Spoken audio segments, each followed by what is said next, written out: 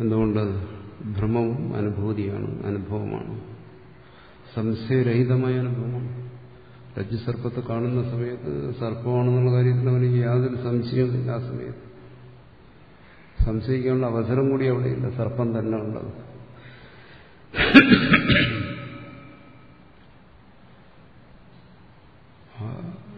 നിശ്ചിതമായ ബോധം അവിടെ ഉണ്ടായി, അനുഭവം ഉണ്ടായി, അനുഭൂതി ഉണ്ടായി. അതുകൊണ്ടാണ് ഭയന്നതും നിലവിളിച്ചതുമില്ല.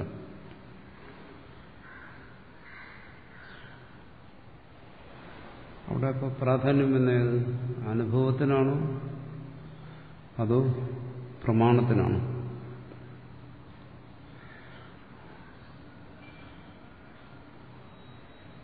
ഇവിടെയുണ്ടായിരുന്നു പ്രമാണങ്ങൾ. കണ്ണുകൊണ്ടാകേണ്ടത് രജ്ജുവിലെ സർപ്പത്തെ മരുമരിജിയൊക്കെ കണ്ണുകൊണ്ടാകേണ്ടത്. അതേ കണ്ണ് തന്നെയാണ് പിന്നീട് രജ്ജുവിനെ കാണിച്ചു തന്നത്. സർപ്പത്തെ കാണിച്ചു തന്ന കണ്ണ് തന്നെ രജ്ജുവിനെ കാണിച്ചു. ഇവിടെ രണ്ടിടത്തും പ്രമാണമൊന്നതാണ്. പക്ഷേ ആ സർപ്പത്തെ കാണുന്ന കണ്ണ് അത് മാറിയില്ലെങ്കിലും ആ കണ്ണിനെ പ്രമാണമൊന്നും സ്വീകരിക്കാൻ പറ്റത്തില്ല. എന്തുകൊണ്ട്? ആ കണ്ണ് അവിടെ ഭ്രമത്തെ ഉണ്ടാക്കിയത്. അതാണ് കഴിഞ്ഞ ദിവസം ചർച്ച ചെയ്തത്. അതേ കണ്ണ് തന്നെ ഇത് സർപ്പമാണ് എന്നുള്ള ബോധം ഉണ്ടാക്കുമ്പോൾ മാത്രമേ അത് പ്രമാണമാകുന്നുള്ളൂ. അതുവരെ അത് പ്രമാണമല്ല. വസ്തു ഒന്ന് തന്നെ, പക്ഷെ അത് പ്രമാണവും അപ്രമാണവുമാകുന്നു. അത് ഭ്രമത്തെയാണ് ഉണ്ടാക്കുകയാണെങ്കിൽ അത് പ്രമാണമല്ല. മറിച്ചത് യഥാർത്ഥ ജ്ഞാനത്തെയാണ് ഉണ്ടാക്കുന്നതെങ്കിൽ അത് പ്രമാണം തന്നെ. ഭ്രമത്തെ അനുഭവിച്ചുകൊണ്ടിരിക്കുമ്പോഴും നമ്മുടെ അനുഭവം അത് പ്രമേയെന്നാണ്. ഇനി രണ്ടാമത് പ്രമേയം അനുഭവിക്കുമ്പോഴും അനുഭവം പ്രമേയെന്നാണ്. ഇതെങ്ങനെ തീരുമാനിക്കും? ഇതിലേതാണ് പ്രമ? സർപ്പജ്ഞാനമാണോ പ്രമ, അതോ രജ്ജുജ്ഞാനമാണോ പ്രമ? ഇതെങ്ങനെ തീരുമാനിക്കും? കാരണം രണ്ടും അനുഭവവേളയിൽ പ്രമേയാണ്, രണ്ടും അനുഭവമാണ്, അനുഭൂതിയാണ്, രണ്ടും അനുഭവിച്ചുകൊണ്ടിരിക്കുന്ന സമയത്ത് സത്യാനുഭവം. ഇതെങ്ങനെ തീരുമാനിക്കുന്നു? കാരണം പ്രമയ്ക്ക് ഭ്രമത്തെ ബാധിക്കുന്നതിന് ശേഷിയുണ്ട്. അതിനാണ് ബാധ എന്ന് പറയുന്നത്. അതുകൊണ്ടാണ് തീരുമാനിക്കുന്നത് നമ്മൾ.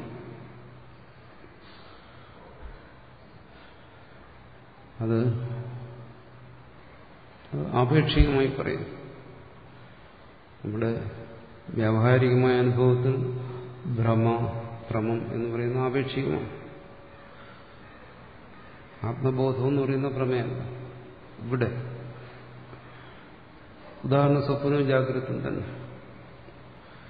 ജാഗ്രത യഥാർത്ഥമാണെന്ന് എന്തുകൊണ്ട് തീരുമാനിക്കുന്നു? കാരണം ഈ ജാഗ്രതത്തിൽ സ്വപ്നം ബാധിച്ചു പോയി. അതുകൊണ്ട് ജാഗ്രത തീരുമാനിക്കാൻ കഴിയുന്നു. സ്വപ്നത്തിൽ തീരുമാനിക്കാൻ കഴിഞ്ഞോ? ഇല്ല. സ്വപ്നത്തിൽ അത് ഭ്രമ തന്നെയായിരുന്നു. അത് ഭ്രമമല്ല. സ്വപ്നം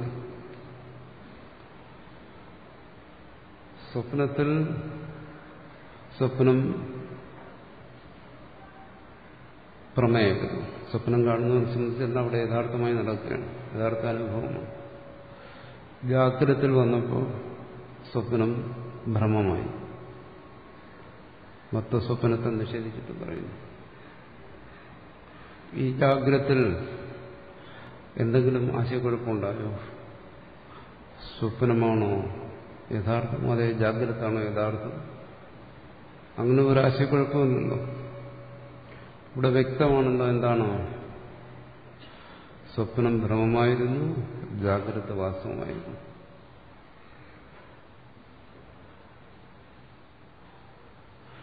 അപ്പോ എങ്ങനെയപ്പോ പ്രമേയം തിരിച്ചറിയും?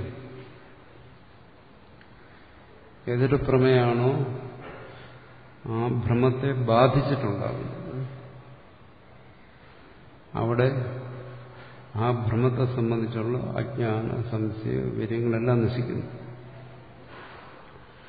ഒരു സംശയമില്ല. ഉണർന്നിരിക്കുന്നവനെ സംബന്ധിച്ചിടത്തോളം സ്വപ്നം ഭ്രമമാണോ അല്ലയോ, വാസ്തവമാണോ അല്ലയോ, ഒരു സംശയമില്ല. സംശയരഹിതമായി ബോധിക്കുന്നു. സ്വപ്നം ഭ്രമം തന്നെയാണ്. അതിന് സംശയം ഉണ്ടാകാറുണ്ടോ? ഇല്ല. എന്തുകൊണ്ട്? ഈ ജാഗ്രത മൊത്തം ഒരു പ്രമേയം എടുക്കുക. സ്വപ്നത്തെ അപേക്ഷിച്ച് ജാഗ്രത മുഴുവനൊരു പ്രമേയമാണ്. ഈ സ്വപ്ന പ്രമേയ എന്ന് പറയാം. രണ്ടാമത് കണ്ടുകൊണ്ടിരുന്നപ്പോൾ പ്രമേയായിരുന്നല്ലോ, യഥാർത്ഥ അനുഭവമായിരുന്നല്ലോ. അതിനെ ഇത് ബാധിക്കുന്നു. അങ്ങനെയാണ് നമ്മൾ തീരുമാനിക്കുന്നത്. ഇന്നത് പ്രമ, ഇന്നത് അപ്രമ, ഇന്നത് യഥാർത്ഥ അനുഭവം, ഇന്നത് യഥാർത്ഥ അനുഭവം.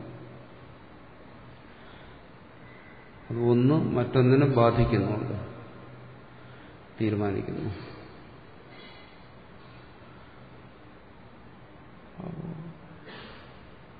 ജാഗ്രതത്തിലാണ് ചിന്തിക്കുന്നത്. ചിന്തിക്കുന്ന സമയത്താണ് അത് ബോധ്യമാകുന്നത്. ഈ അനുഭവം മറ്റേ അനുഭവത്തെ ബാധിച്ചിരിക്കുന്നു. അതുകൊണ്ടിത് യഥാർത്ഥ അനുഭവമാണ്. അല്ല, ഇതൊക്കെ സ്വപ്നത്തിന് സംഭവിച്ചുകൂടെയെന്ന് ഒരു ചോദ്യം ചോദിക്കാം. അത് സാധാരണ കുട്ടികൾ ചോദിക്കുന്നവരുള്ള കുസൃതി ചോദ്യമാണ്. എന്തുകൊണ്ട്? കാരണം ചർച്ച ജാഗ്രതയിലാണ്.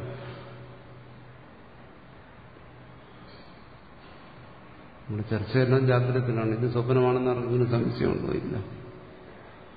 അപ്പോൾ ജാഗ്രതയിൽ ചോദിക്കേണ്ട ചോദ്യങ്ങൾ ഇവിടെ ചോദിക്കുക, സ്വപ്നത്തിൽ ചോദിക്കേണ്ട ചോദ്യങ്ങൾ അവിടെ ചോദിക്കാം. ജാഗ്രത ചോദിക്കേണ്ട സ്വപ്നത്തെ ചോദിക്കേണ്ട ഇവിടെ ചോദിച്ചാൽ ശരിയോ? ഇല്ല. ജാഗ്രതയെ സംബന്ധിച്ചിടത്തോളം സംശയമില്ല. ഇത് സ്വപ്നത്തെ അപേക്ഷിച്ച് ഇത് വാസ്തവമാണ്. എന്തുകൊണ്ട്? അത് ഭ്രമത്തെ ബാധിച്ചിരിക്കുന്നു. എല്ലായിടത്തും ഭ്രമം, യഥാർത്ഥം എന്ന് പറയുന്ന ഈ അനുഭവം കൊണ്ടുള്ള എല്ലായിടത്തും ഇതാണ് സ്ഥിതി. ഭ്രമത്തെ ബാധിച്ചുകൊണ്ട് യഥാർത്ഥ അനുഭവം ഉണ്ടാകുന്നു. അനുഭവത്തിൽ അയാൾക്ക് ഇത് യഥാർത്ഥമാണോ അതോ ഭ്രമമാണോ എന്നുള്ള സംശയം ഉണ്ടാകുന്നില്ല.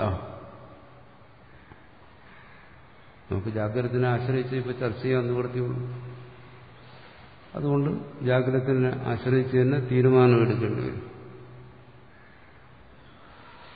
ഈ ഉദാഹരണം എല്ലായിടത്തും മനസ്സിലാക്കുക. ഏതൊരനുഭവത്തെ ബാധിച്ചുകൊണ്ട് മറ്റൊരനുഭവം വരുന്നു. ബാധ എന്ന് പറയുന്നതാണ്. ഏതൊരനുഭവത്തിലാണോ നിശ്ചയിക്കാൻ കഴിയുന്നത് മുന്നനുഭവം ഭ്രാന്തിയായിരുന്നു, അത് ശരിയായിരുന്നില്ല, ആ അനുഭവം പ്രമ, യഥാർത്ഥ അനുഭവം.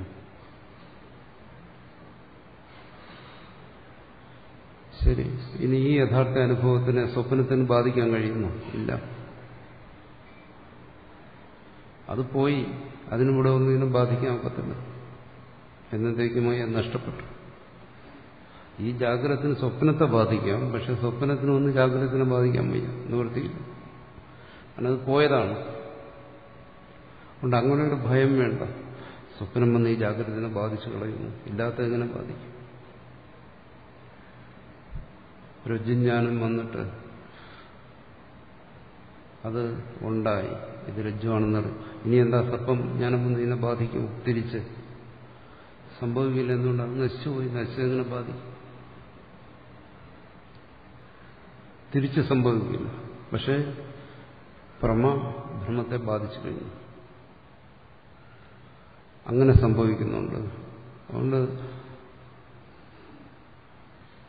ഭ്രാന്തിയെ ബാധിച്ചുകൊണ്ട് യഥാർത്ഥമായ അനുഭവം ഉണ്ടാകുന്നുണ്ട്.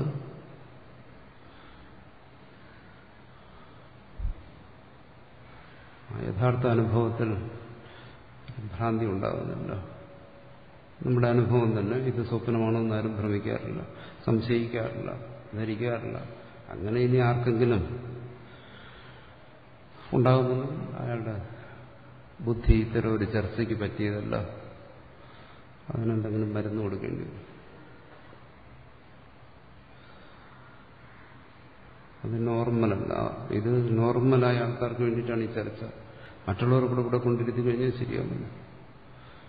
അവർക്ക് വേണ്ടിയിട്ടല്ല. അവർക്ക് മറ്റെന്തെങ്കിലും ഉപായങ്ങൾ നോക്കണം.